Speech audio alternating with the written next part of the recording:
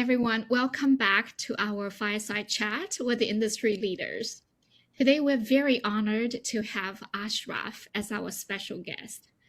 Ashraf was the CFO at Genentech for more than 10 years, and later he joined Verily, a Google life science company, as the COO. Currently, he's the CEO for Genelite. When I met Ashraf at Verily, I learned that Ashraf majored in physics when he completed his PhD at Harvard, which immediately piqued my curiosity. What an odd combination.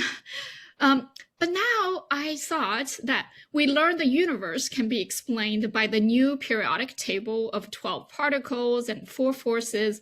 Perhaps Ashraf is able to connect the dots between physics and the life science after all.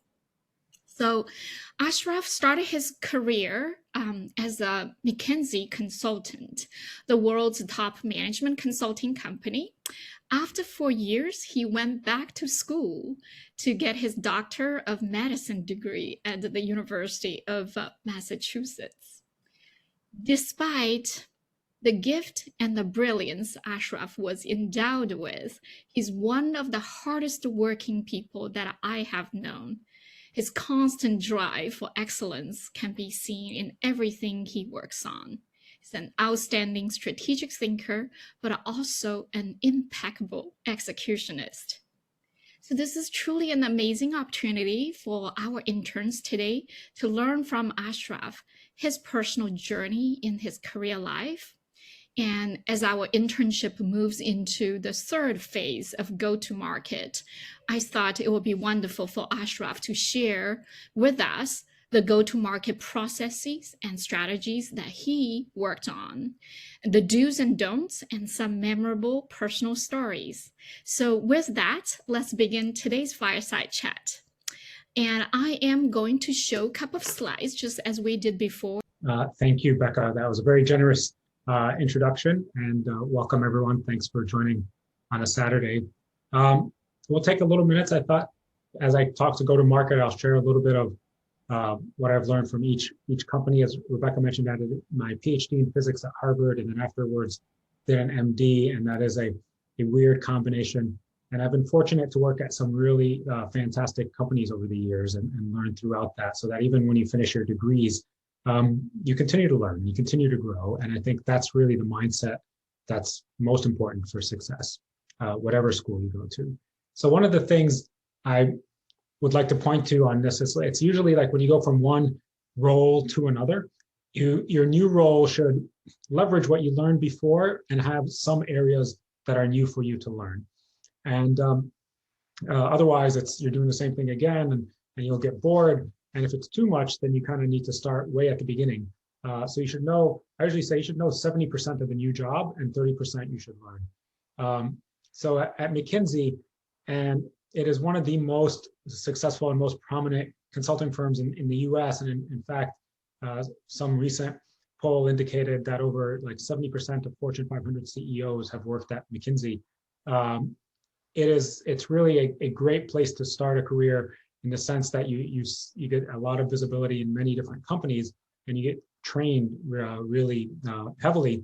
But the two things I took away with that made them so impactful when they came into a company and gave them advice at the highest levels, is that they're very data driven. And companies, as groups, as any kind of human groups, you start believing things and you start understanding things. And I'll share with you a little story in a little bit. And if you have some real data to go on and objective data, you can make some really good decisions. The other thing is people at McKinsey were much more willing to work, just put in the effort and put in the hours that are needed to develop a lot of different scenarios and understanding that most company folks who work a little bit less hours just can't get done in the same amount of time. So that's really a lot of what they bring is like really smart people doing data-driven and long hours, and you can be very successful by doing just those two things. From there, I took that data-driven piece to Genentech and learned a lot about decision-making, and I'll tell you a little bit more about that. At Verily, that decision-making mattered, but it was bigger there, a different kind of decision making, which is collaborating between people from IT and people from health. One of the most complicated things I'd ever had to manage is that because they come at it from such different ways. And most recently, started a small company that's financed by Google called Genelite, and I'll share with you a little bit about there. But going back to the kind of the effort you can make when you want to do something, that's my aspect of data driven. One of the ways we use that really interestingly at Genentech was when I first joined there. We were, I was head of strategic planning, and the CEO said, okay, so what's going to be our strategy for the next 5 years? And I said, well, we want to be successful. We want to launch successful drugs. What makes a drug successful? And everyone went around and said, well, you got to be first to market. You got to price it in this way. It's got to have a big need. And there's a lot of different views. You got to market it a lot. You got to have TV commercials. You got to do all these different things. So we made a list of 20 different things that people proposed were what made drugs successful. And then we took data. We looked at every drug launch for the past decade and looked at how successful it was. And we looked at the ones that are over $1 billion, and we did something that's called a mathematical correlation with it. How much did the $1 billion correlate with any one of these 21 things? Was it first to market? Was it priced at high or low, or all these different factors? And it turns out nothing correlated with success except one thing. And the one thing was the magnitude of clinical benefit over the current standard of care. And what that means in simple language, as the CEO, and I explained this, he goes, so you're telling me if a drug works better than the current standard, you make $1 billion drug. And I said, yep, if you make a drug that's better than what's out there, that's all you need. And he loved it. He loved the math. He loved the thinking. He's a scientist himself. So we cut the commercial budget for Genentech, so commercial and advertising and all of that, to zero. Not we cut it by 1% or 10%, or we're going to make he just said, I see no data that shows that this works. And we cut the Genentech budget to zero. And in fact, to this day, you do not see a commercial for any of the Genentech drugs ever on any TV. And yet we had the 4 out of the 5 most successful drugs of the decade launched, and we focused on just making the best drugs. And we did a bunch of things that allowed us to do that. If a drug very early on looked like it was about the same as what was out there, we would kill it. And so that kind of data driven, and I have on there, and with clear decision making, was a really big important aspect. And I'll bring this to go to market, but that's so as part of going to market is really understanding what drives success and then being ruthless about making those decisions. And in fact, for the decade that I was there, the 11 years, we went from a medium-sized biotech company to the largest drug seller in the U.S. without ever advertising any of our drugs. So until we were bought at a $100 billion company literally from a startup. So keeping those things in mind, they can really matter. And interestingly, they will matter, and they will, as I mentioned with the monkey story, they will really go against the grain. And that's okay. Sometimes going against the grain is how you tie it back. It's how you get to the bananas, or how you do something that's much more thoughtful than the whole group. I have a little more. Becca, I didn't know if we want to move to the other slides, or I can keep talking a little bit more about some other things that are going on. So actually, I'll go back to one more at Verily, at the voice of the customer, and then I'll connect it to this. So one of the things, as Becca mentioned, Verily is it's the Google Health group. It's the part of Google that's focused on healthcare. And if you remember last year, we were in the middle of this pandemic. Some of you may have missed it, but it was a big thing going on worldwide. And the president mentioned that he had called up Google one time during his White House staff. Well, the person he called was actually my boss. And my boss pulled me in and said, hey, I have the White House on the phone. They want us to start testing people for coronavirus. And that to try to get under control and let people know if they're safe and so on. So literally in a matter of days, we got people from all over the company doing different jobs. We opened the very first one in all of California and maybe the country was in San Mateo, not far from where we live. We opened a second one in Palo Alto. And then within, I believe, 1 month, we had 300. And within 3 months, we had 1,300 across the country opened up. And what we did is we opened the first two. We created a little booklet of here's the directions of how do you do a testing site. And some of you may have gone through those where you drive through, you get a little swab, you put it in your nose, and it gets tested. So I was the chief operating officer and responsible for overseeing all of that. And what you may not know is that when you're swabbed your nose in San Mateo or Palo Alto, it was picked up at around 5:30 by a courier who took it to the airport. It was flown to Boston. The Boston is where the test was actually done. Typically, it gets there around midnight. It's Boston time, and it's run till like 4 a.m. And so that we were trying to turn them around within 24 hours so that you'd have your data the very next day. And a lot of that sounds biological, and it is, but a big part of that is data handling, which is why they called Google. How do you test 300 million people and make sure everyone gets the right test results back and create accounts for them and so on? And that's how we got involved. Well, one of the things that was really important there, I mentioned is collaborating. And I mentioned in Genentech, the clear decision making. Once you have good data and you trust it, follow it. And we did the same thing with Verily. One of the different things is people in healthcare understand the risks involved. You want to get things to the 99.99969s level of safety and compliance before you let any human test it. When you get people in software, when you get a bunch of people from Google working, they say, hey, let's release this. And this looks pretty good for a version 1.0, and then we'll get bugs back and we'll make a version 2.0. Software in healthcare can't work like that. You can't have your medical record accidentally get mixed up with someone else's medical record. That's really different than your iPhone crashing and having to reset it, or you losing a picture. It's really different if you get the wrong lab test results. It's, all that. So the level of scrutiny that the software people had to develop their code to was much higher, and that created a lot of issues.